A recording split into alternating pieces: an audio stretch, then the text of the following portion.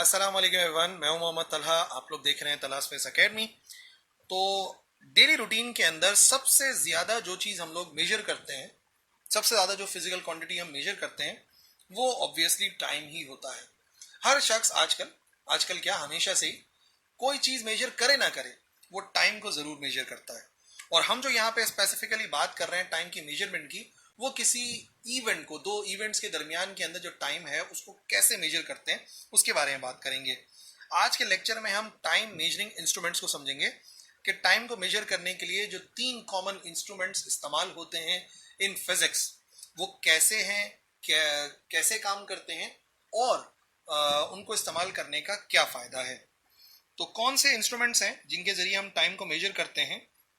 सबसे पहले एक एनालॉग स्टॉप वॉच होती है, सुइयों वाली स्टॉप वॉच होती है जिसके ज़रिए हम टाइम को मेजर करते हैं।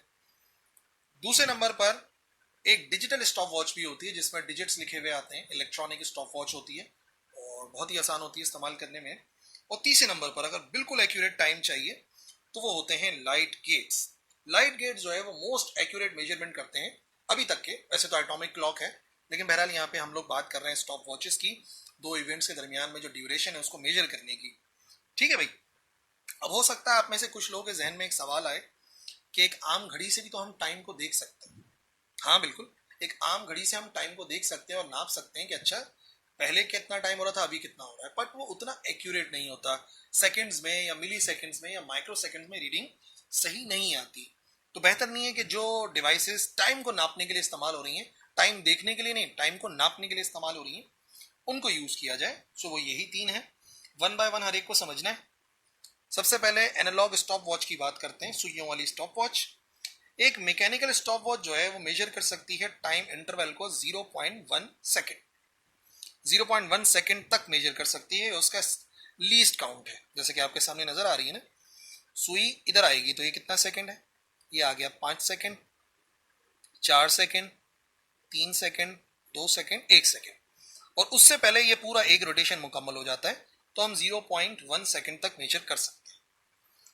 सबसे पहली बात यह है कि इसमें एक नॉब लगा हुआ होता है, ठीक है ना, एक नॉब लगा हुआ है, लेट से ये वाला नॉब, जिसके जरिए हम वाइंड करते हैं स्प्रिंग को, जो कि इस पावर को वॉच करता है। इसको वाइंडिंग करते थे एनालॉग स्टॉप वॉच को, पहले वाइंड करना पड़ता है, गोल घुमाना पड़ता है। आम लफ्जों में कहा जाए तो चाबी भरनी पड़ती थी पहले एनालॉग स्टॉप वॉच को इस्तेमाल करने के लिए। फिर इसको हम इस्तेमाल करते हैं स्टार्ट, स्टॉप या रीसेट करने के लिए। एक ही, अभी आपके सामने पिक्चर में तो तीन नजर आ रहे हैं जो कि एडवांस एनालॉग है, लेकिन सबसे कम एक नॉब लाजमी लगा हुआ होता है। उसी नॉब को स्टार्ट के लिए भी यूज करते हैं, स्टॉप के लिए भी यूज करते हैं और रीसेट करने के लिए भी इस्तेमाल करते हैं। फॉर एग्जाम्पल टाइम मेजर करना चाह रहे हैं, एक रेस हो रही है, उसके अंदर जैसी रेस स्टार्ट हुई तो हमने उस नॉब को एक बार, ये जो नॉब है इसको हमने एक बार घुमा लिया, क्लिक कर लिया, तो वॉच जो है वो स्टार्ट हो जाएगी। फिर इस नॉब को प्रेस किया, ठीक है, एक बार प्रेस करा तो स्टार्ट हो गई। अब हमें स्टॉप भी तो करना है। स्टॉप करने के लिए क्या करेंगे, दूसरी बार इसी नॉब को जब हम प्रेस करेंगे तो वॉच स्टॉप हो जाएगी। फॉर एग्जाम्पल घूमते घूमते इधर तक आ गई, फिर आके स्टॉप हो गई। अब मुझे उसको रीसेट करना है, दोबारा जीरो पर लेकर जाना है। दोबारा जीरो पर ले जाने के लिए हम तीसरी बार करेंगे, तो जो तीसरा प्रेस होगा वो इस नीडल को जीरो तक वापस ले आएगा। जैसे ही जीरो तक वापस आएगा तो अब जो अगला टाइम आपने नापना है किसी भी एक्सपेरिमेंट का, किसी भी इवेंट का, तो आपने दोबारा से क्या करना है, आपने इसको एक बार प्रेस करना है, टाइम स्टार्ट हो जाएगा। फिर जब रोकना हो दूसरी बार प्रेस करो, फिर रीसेट करना हो तीसरी बार प्रेस करो। तो ये एनालॉग स्टॉप वॉच आप लोग पीटी टीचर्स के पास ज़रा ज़्यादा देखेंगे, जो आपके फिजिकल पीटीआई होते हैं ना, फिजिकल ट्रेनिंग जो कराते हैं पीटी वगैरह, तो उनके पास होती है रेस वगैरह को मेजर करने के लिए, टाइम को बार बार मेजर करने के लिए, वो लोग इसको बहुत ज़्यादा इस्तेमाल करते हैं। लेकिन अब क्योंकि एडवांसमेंट हो गई है तो एनालॉग स्टॉप वॉच आपको ज़रा कम ही नज़र आएगी, ज़्यादातर आपको डिजिटल स्टॉप वॉच नज़र आएगी। तो बेहतर यह है कि उसको भी समझ लेते हैं। डिजिटल स्टॉप वॉच कुछ इस किस्म की होती है जिसमें हर चीज डिजिट्स में लिखी हुई नजर आती है, तो पढ़ना आसान होता है, यूज करना आसान होता है। डिजिटल स्टॉप वॉच 0.01 सेकेंड तक नाप सकती है, ये इसका लीस्ट काउंट है। मैंने आपको पिछले लेक्चर में भी समझाया है, किसी भी इंस्ट्रूमेंट के जरिए जो सबसे छोटी रीडिंग ले सकते हो उसे कहते हैं उसका लीस्ट काउंट। तो डिजिटल स्टॉप वॉच जो है उसका लीस्ट काउंट आमतौर पे 0.01 सेकेंड होता है, और एनालॉग का मैंने आपको क्या बताया, एनालॉग का होता है 0.1 सेकेंड। तो इसका मतलब डिजिटल स्टॉप वॉच ज्यादा एक्यूरेट है, ज्यादा प्रिसाइज है एनालॉग स्टॉप वॉच के लिहाज से। ठीक है जी, इसको स्टार्ट करना है और काम इसका वही है, स्टार्ट स्टॉप। तो एक बटन होता है स्टार्ट स्टॉप का, ये आपको नजर आ गया, ये जो है बटन है ये स्टार्ट स्टॉप के लिए इस्तेमाल होता है, मोड वगैरह की भी कोई जरूरत नहीं है। और रीसेट करने के लिए ये वाला बटन इस्तेमाल होता है। प्रोसेस स्टार्ट करना है, इसको प्रेस करा, ये काउंटर चलना शुरू हो जाएगा, टाइमिंग चलना शुरू हो जाएगी। जैसे ही हमें रोकना होता है हम दोबारा से इसको प्रेस करते हैं, स्टॉप हो जाता है। ठीक है ना, as soon as start stop button is press again, ये स्टॉप हो जाता है। इसको प्रेस करा स्टार्ट हो गया, फिर प्रेस करा स्टॉप हो गया। और हमने टाइम को नोट कर लिया कि अच्छा जो भी चीज हम नापना चाह रहे थे उसमें कितना टाइम इंटरवल गुजरा है। ठीक है ना, स्टार्ट और स्टॉप इवेंट, जो भी इवेंट हुआ है स्टार्ट और स्टॉप का, उसके दरमियान में क्या हुआ। जैसे मैंने आपको बताया ना, रेस के दौरान, किसी भी तजर्बे के दौरान, एक्सपेरिमेंट के दौरान इसको करते रहते हैं। स्विमिंग के दौरान जब भी मेजरमेंट करनी होती है कितना वक्त गुजरा है, तो स्टार्ट और स्टॉप करते हैं एक ही बटन से। फिर जाहिर सी बात है इसको दोबारा यूज भी करना है, डिजिट्स को 0 0 करना है, तो उसको 0 0 करने के लिए रीसेट बटन होता है। जैसे ही हम इसको प्रेस करते हैं यहाँ पे रीडिंग दोबारा 0 0 आ जाती है। और आजकल तो डिजिटल स्टॉप वॉच इतनी आसान है कि वो आपके अपने मोबाइल फोन में मिल जाएगी। मोबाइल फोन के अंदर भी आप देखना एक स्टार्ट स्टॉप का बटन होता है या पॉज लिखा हुआ होता है, और फिर रीसेट होता है, start pause reset, start pause reset.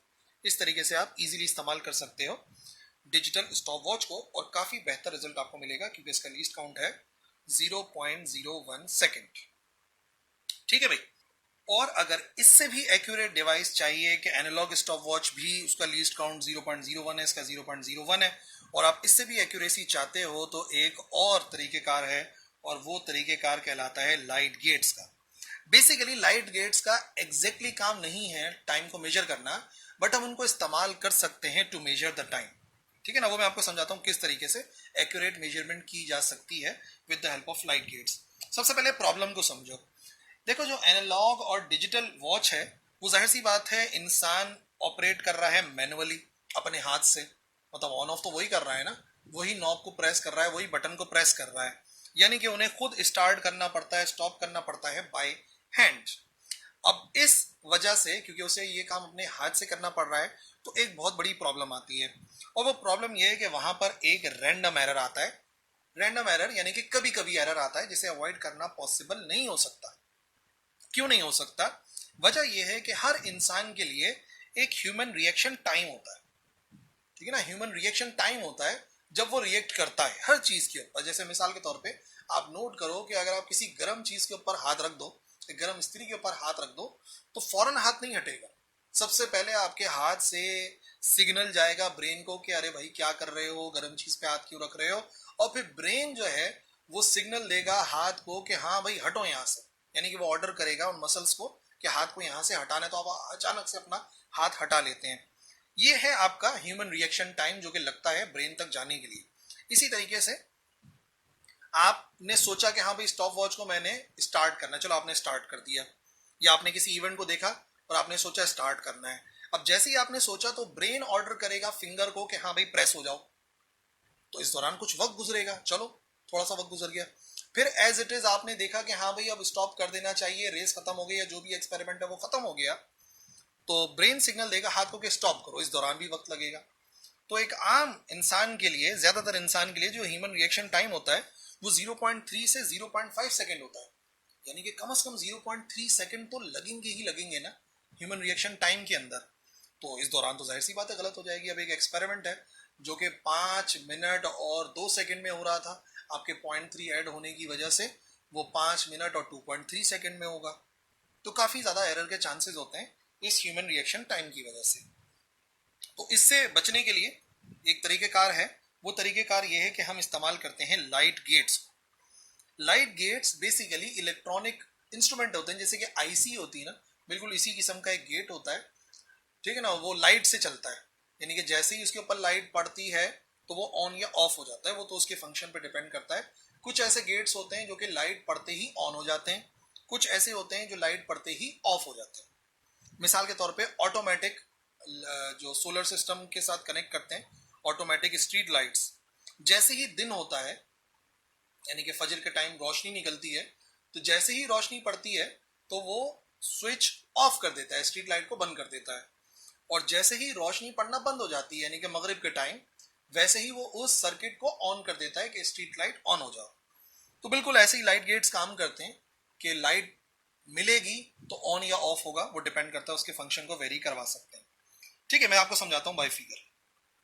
For example ये एक्सपेरिमेंट है, उसके अंदर ये ऑब्जेक्ट इस इंक्लाइन प्लेन से ऊपर की तरफ ऊपर से नीचे की तरफ गिर रहा है। एक तरीके कार तो ये होता है कि जैसे ही इसको यहाँ से गिराते मैं स्टॉप वॉच को स्टार्ट कर देता, और जैसे ही यहाँ पहुंचती मैं उसको क्या कर देता, स्टॉप कर देता। लेकिन फिर वही बात है, स्टार्ट स्टॉप करने में 0.3 सेकंड तो लगेंगे ह्यूमन रिएक्शन टाइम, तो क्यों ना ये काम फौरन के फौरन हो जाए। तो होगा क्या, यहाँ पर आप देख सकते हो दो लाइट गेट्स हैं और उनके दरमियान में आपको लाइट नजर आ रही है, और एक सोर्स होती है और एक जो है ना वो उसका कलेक्टर होता है जो कि लाइट को कलेक्ट करता है, दोनों पार्ट्स में से। अब क्या होगा, फिलहाल लाइट गुजर रही है यहाँ से, तो स्टॉप वॉच ये जो टाइमर लगा हुआ है ये ऑन नहीं हुआ, इसका हमने सेटिंग ऐसी करी है।